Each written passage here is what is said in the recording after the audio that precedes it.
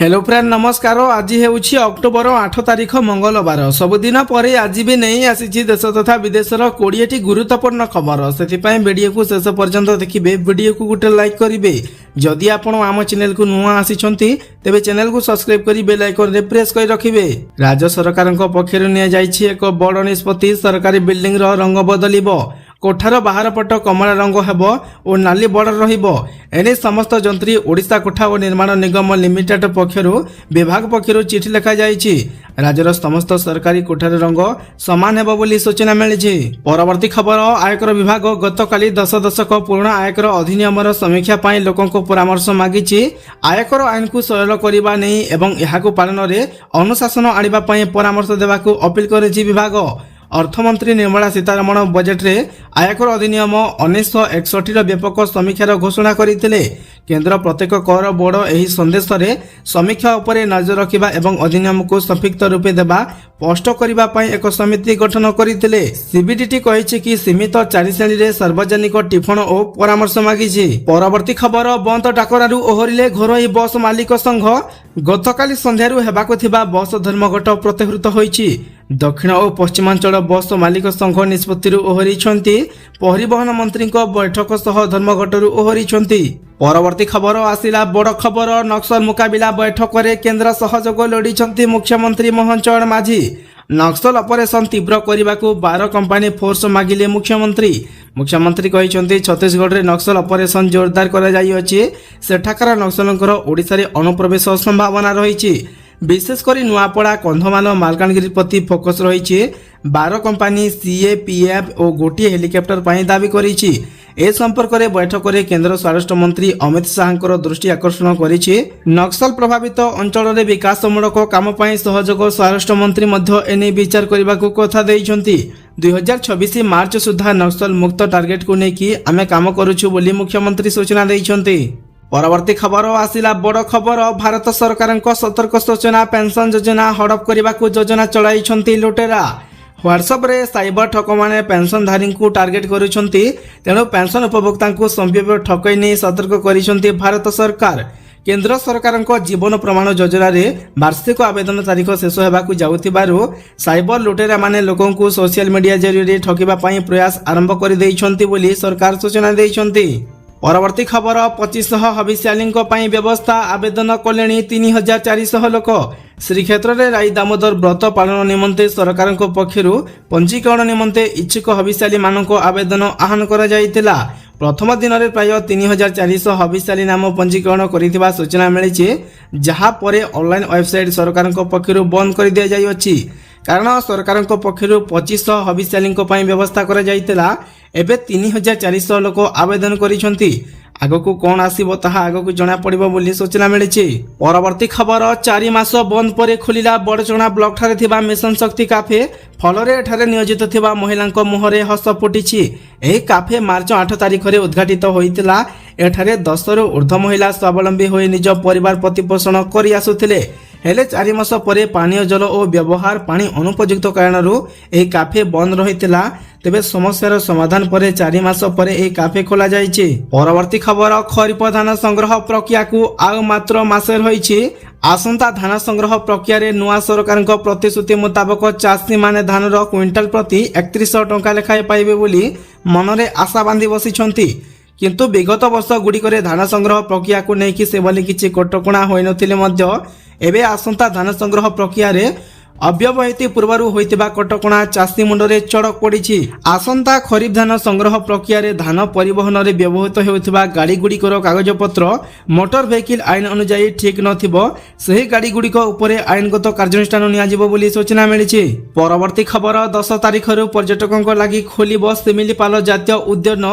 दक्षिण पश्चिम मौसुमी वायु प्रतिवर्तन करने को प्रस्तुत होउथिबा बेले आसंता पर्यटन ऋतु 2024-25 पई अक्टोबर 10 तारिख रु पर्यटकों लगी खोलिबाकू जाउछि सिमिलीपाल जातीय अभयारण्य। परवर्ती खबर। भारतीय स्टेट बैंक ग्राहकों पई बड़ खबर। आपण विद्युत गैस पानी भली यूटिलिटी बिल पैठ करबा पई क्रेडिट कार्ड व्यवहार करुथिले सतर्क होई जांतु। एसबीआई यार क्रेडिट कार्ड नियम रे किछि परिवर्तन करिछि जहाँ चलित वर्ष नवेम्बर 1 तारिख रु लागू हेबाकू जाउछि। एसबीआई यार क्रेडिट कार्ड धारी यूटिलिटी बिल पैठ उपर 1% अतिरिक्त शुल्क लागू करने को निष्पत्ति नहीं। परवर्ती खबर सुभद्रा योजना को नहीं आसिला खुशी खबर। आसंता 9 तारिख में 35 लाख रु अधिक हिताधिकारी द्वितीय पर्यायर सुभद्रा योजनार प्रथम किस्ती प्रदान पूर्व सृष्टि होता द्वंद्व दूर करिसेंती सरकार। गतकाली तमाम खबर चलीथिला जे जो हिताधिकारी खाता को द्वितीय पर्यायर टंका आसिबो सेमानकर खाता को सरकार 1 टंका पठाइछंती। तेबे सरकार पक्षर जहाँ सूचना मिली जे हिताधिकारी मानकर बैंक खाता सचल अच्छी कि नहीं ताहा परीक्षा करने सह स्वच्छता अनुधान करने निमंते प्रथम पर्यायर योग्य विवेचित होता हिताधिकारी बैंक अकाउंट को परीक्षामूलक भाव 1 टंका पठाଯିबार व्यवस्था कर जाइतिला। किंतु द्वितीय पर्याय निमंते एपरी किछि व्यवस्था एजावत आरंभ करा जाई नाही। सोशल मीडिया रे चालुथिबा एही मिथ्या खबर द्वारा भ्रमित न हेबा पई विभाग पक्षरु कुहा जाइछि। ता सहित ओडिशार 1,20,00,000 महिला हिताधिकारी सुभद्रा योजना रे पंजीकरण करिसेंती। नरेंद्र मोदी शुभारंभ करिथिबा योजना रे 1 कोटी अधिक हिताधिकारी पंजीकृत करबा एक बड़ उपलब्धि हेबो बोली उपमुख्यमंत्री प्रभाती परिडा कहिसेंती। आसंता काली मध्याह्न 12टा पूर्व हिताधिकारी बैंक अकाउंट रे सुभद्रा टंका पहुंचीबो। तेनो जो माने क्लियर अछंती से माने आदौ व्यस्त न हेबाकू श्रीमती प्रभाती परिडा कहिसेंती। परवर्ती खबर झारखंड रे उष्म होइछि निर्वाचन परिवेश। निर्वाचन जेतेकी पाखे आसुछि प्रचार मध्य सेतेकी जोर धरुछि। ए सबु भितरे बीजेपी रो झारखंड इंचार्ज तथा केंद्र मंत्री शिवराज सिंह चौहान बड़ बयान देइछंती। झारखंडर मुख्यमंत्री हेमंत सोरेन सरकार अनुप्रवेशकारी को आश्रय देउछंती। तेणु राज्य में बीजेपी क्षमता को आसिले नेशनल रजिस्टर ऑफ सिटीजन बा एनआरसी लागू करिबो बोली घोषणा करिसंती। परवर्ती खबर युद्ध पर चाइना प्रभाव तलमुहा भारतीय पुंजी बजार। मध्यप्राच्य बड़ युद्ध मुहा हेउथिबा बेले रूस और यूक्रेन मध्य युद्ध जारी रहिछि।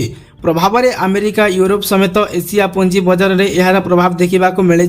तेबे बॉम्बे स्टॉक एक्सचेंज सूचकांक सेंसेक्स 629 पॉइंट ह्रास पाई। फल गोटे दिन में निवेशक माने 8.69 लाख कोटी टंका क्षति सहिंट। परवर्ती खबर कोलकातार आरजीकर मेडिकल कॉलेज रे जड़े तालीम प्राप्त डाक्टर को बलात्कार और हत्या मामला रे सीबीआई एक चार्जसीट दाखल करिछि। कोलकातार सियालदह कोर्ट रे दाखल होइतिबा चार्जसीट रे सीबीआई खुलासा करिछि जे ट्रेनिंग डाक्टर सह गणदुष्कर्म होई नाही, केवल संजय राव तांकु बलात्कार करथिले।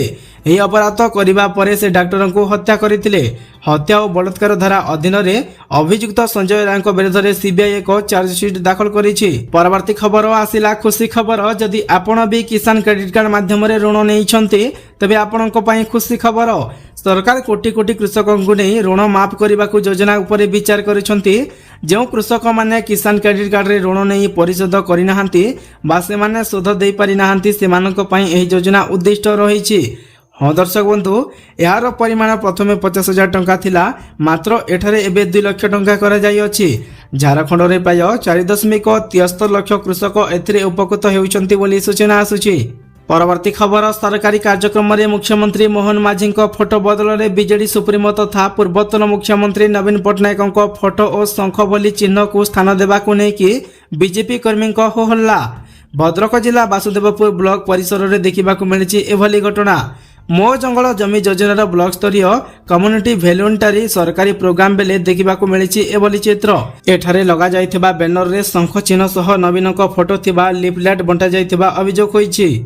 परवर्ती खबर आसिला बड़ खबर। एटीएम रु नगद उठाण निमंते प्रत्येक बैंक निजर एक निश्चित सीमा निर्धारण करिसेंती। एही सीमा एटीएम कार्डर प्रकार और बैंकर पॉलिसी उपर निर्भर करे। उदाहरण स्वरूप कौनसी बैंक एटीएम रु गोटे दिन में सर्वाधिक 40,000 टंका पर्यंत उठाण करिहेबो। तेबे किछि अन्य बैंकर एही सीमा 50,000 टंका पर्यंत रहिछि बोली सूचना मिलिछि।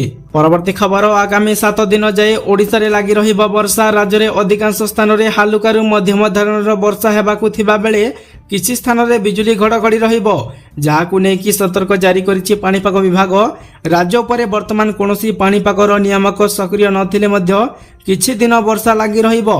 सेपटे वर्षा हेउथिले मध्य अनेक स्थान रे एबे भी गरम गुलगुली अनुभूत हेउछि बोली सूचना मिलिछि। परवर्ती खबर भारतीय बाजार में पुणी बढ़ी सोना दर। आज भारतीय बाजार में सोना मूल्य 250 टंका वृद्धि पाई एवं विदेश बाजार में 10 ग्राम पिछा 78,700 ଟଙ୍କା ବୃଦ୍ଧି ପାଇଛି। ପରବର୍ତ୍ତୀ ଖବର ରେଲୱେ ନିଯୁକ୍ତି ବୋର୍ଡ ପକ୍ଷରୁ ବିଭିନ୍ନ ପଦ ପାଇଁ ପରୀକ୍ଷା ତାରିଖ ଘୋଷଣା କରାଯାଇଅଛି।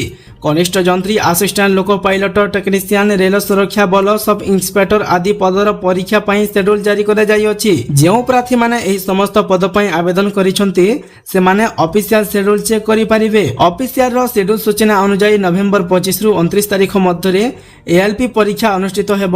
ସେହିପରି ଡିସେମ୍ବର 2 ରୁ 5 ତାରିଖ ମଧ୍ୟରେ ଆରପିଏଫ ଏସଆଇ ପରୀକ୍ଷା ଅନୁଷ୍ଠିତ ହେବ।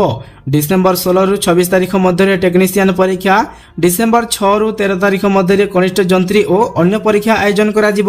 ପରବର୍ତ୍ତୀ ଖବର ଆସିଲା ବଡ଼ ଖବର। କେନ୍ଦ୍ର ସରକାର ଓଲା ଇଲେକ୍ଟ୍ରିକ ବିରୋଧରେ ବଢୁଥିବା ଅଭିଯୋଗ ଉପରେ କମ୍ପାନୀକୁ କାରଣ ଦର୍ଶାଅ ନୋଟିସ ଜାରି କରିଛନ୍ତି। ସେଣ୍ଟ୍ରାଲ କନଜ୍ୟୁମର ପ୍ରୋଟେକ୍ସନ ଅଥରିଟି ହଜାର ହଜାର ଅଭିଯୋଗ ମିଳିବା ପରେ ଆକ୍ସନ ନେଇଥିବା ସୂଚନା ମିଳିଛି। ପରବର୍ତ୍ତୀ ଖବର ଏସଏଚଜି ମହିଳାଙ୍କ ପାଇଁ ଆସିଲା ଖୁସି ଖବର। କାରଣ ଅକ୍ଟୋବର 9 ତାରିଖ ଅର୍ଥାତ୍ ଆସନ୍ତାକାଲି ରାଜ୍ୟ ସରକାର ସୁଧ ଛାଡ଼ କରିବେ। 200 କୋଟିରୁ ଉର୍ଦ୍ଧ୍ୱ ଟଙ୍କା ଛାଡ଼ କରାଯିବ। ଏସଏଚଜି ମହିଳାଙ୍କ ପାଇଁ ସୁଧ ଛାଡ଼ କରିବେ ମୋହନ ସରକାର। ଏନେଇ ସୂଚନା ଦେଇଛନ୍ତି ଉପମୁଖ୍ୟମନ୍ତ୍ରୀ ପ୍ରଭାତୀ ପରିଡ଼ା, ଯାହା ସମସ୍ତଙ୍କ ପାଇଁ ଖୁସି ଖବର ବୋଲି ସୂଚନା ମିଳିଛି। ପରବର୍ତ୍ତୀ ଖବର 2026 ମାର୍ଚ୍ଚ ସୁଦ୍ଧା ଭାରତରୁ ମାଓବାଦୀ ସମ୍ପୂର୍ଣ୍ଣ ମୂଳପୋଛ ହେବ ବୋଲି ସ୍ୱରାଷ୍ଟ୍ରମନ୍ତ୍ରୀ ଅମିତ ଶାହା କହିଛନ୍ତି। ମାଓବାଦୀ ପ୍ରଭାବିତ 8 ରାଜ୍ୟର ମୁଖ୍ୟମନ୍ତ୍ରୀମାନଙ୍କ ସହ ସୁରକ୍ଷା ଏବଂ ବିକାଶ ସମ୍ପର୍କିତ ସମୀକ୍ଷା ବୈଠକରେ ଅଧ୍ୟକ୍ଷତା କରି ଶାହା କହିଛନ୍ତି, ବାମପନ୍ଥୀ ଉଗ୍ରବାଦୀମାନଙ୍କ ବିରୁଦ୍ଧରେ ଲଢ଼େଇ ଚୂଡ଼ାନ୍ତ ପର୍ଯ୍ୟାୟରେ ପହଞ୍ଚିଛି। 2026 ମାର୍ଚ୍ଚ ସୁଦ୍ଧା ମାଓବାଦୀମାନଙ୍କୁ ସମ୍ପୂର୍ଣ୍ଣ ନିର୍ମୂଳ କରିବା ପାଇଁ ସରକାର ସଂକଳ୍ପବଦ୍ଧ ବୋଲି ସୂଚନା ମିଳିଛି। ପରବର୍ତ୍ତୀ ଖବର ମାଳଦ୍ୱୀପ ପାଇଁ ଭଣ୍ଡାର ଖୋଲିଦେଲେ ଭାରତ ସରକାର। ଭାରତ ଗସ୍ତର ଦ୍ୱିତୀୟ ଦିନରେ ମାଳଦ୍ୱୀପ ରାଷ୍ଟ୍ରପତି ମହମ୍ମଦ ମୁଇଜୁ ପ୍ରଧାନମନ୍ତ୍ରୀ ନରେନ୍ଦ୍ର ମୋଦିଙ୍କ ସହ ନୂଆଦିଲ୍ଲୀର ହାଇଦ୍ରାବାଦ ହାଉସଠାରେ ବିଭିନ୍ନ ପ୍ରସଙ୍ଗକୁ ନେଇକି ଦ୍ୱିପାକ୍ଷିକ ଆଲୋଚନା କରିଛନ୍ତି। $100 million treasury bill roll over ଆକାରରେ ମାଳଦ୍ୱୀପକୁ ନଗଦ ଆର୍ଥିକ ସହାୟତା ପ୍ରଦାନ କରିବାକୁ ଭାରତ ଏହି ଅବସରରେ ସହମତି ପ୍ରକାଶ କରିଛି। ସେହିପରି ଉଭୟ ଭାରତ ଓ ମାଳଦ୍ୱୀପ $400 ମିଲିୟନ ଆମେରିକୀୟ ଡଲାର ମୁଦ୍ରା ବିନିମୟ ଚୁକ୍ତିକୁ ସ୍ୱାକ୍ଷର କରିଛନ୍ତି।